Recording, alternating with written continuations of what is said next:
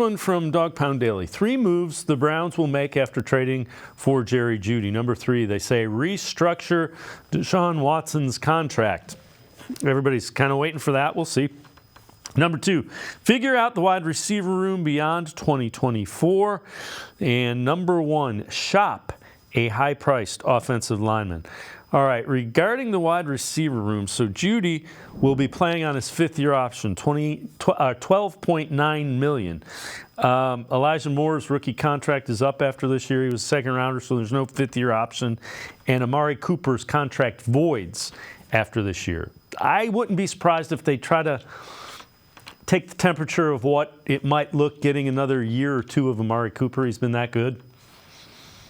Yeah. I don't think they'll do anything, and I don't know this, I'm just guessing, that they'll do anything until we get into the season, right? Amari Cooper's turning 30. It's dangerous to pay receivers when they get to that age and commit to them for a long time. Could they go year for year or, year by year with Cooper? That would make sense. He was still highly productive this year. Huge in that locker room, big presence.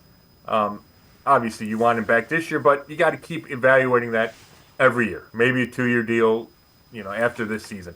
The other couple of guys, you have to see how they play this year. Are they worth committing to, and for how much money? Hey, if Jeudy plays great and lives up to the number 15 pick in the draft, then he becomes the number 1 receiver. You pay him that kind of money, and then you figure out after.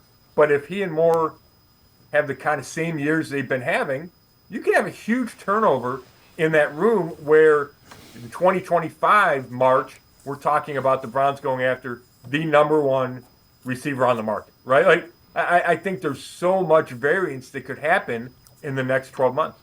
So, having said that, and looking at what that room looks like, do you think the trade for Jeudy prohibits them or dissuades them from taking a wide receiver in the 2nd round?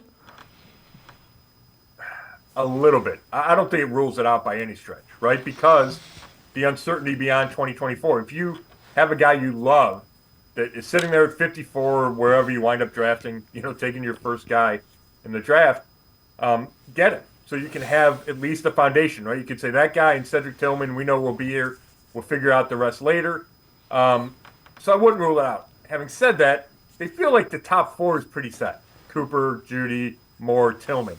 So I think what's more realistic is the Browns go get a receiver in the 4th, 5th round and hope they catch lightning in a bottle.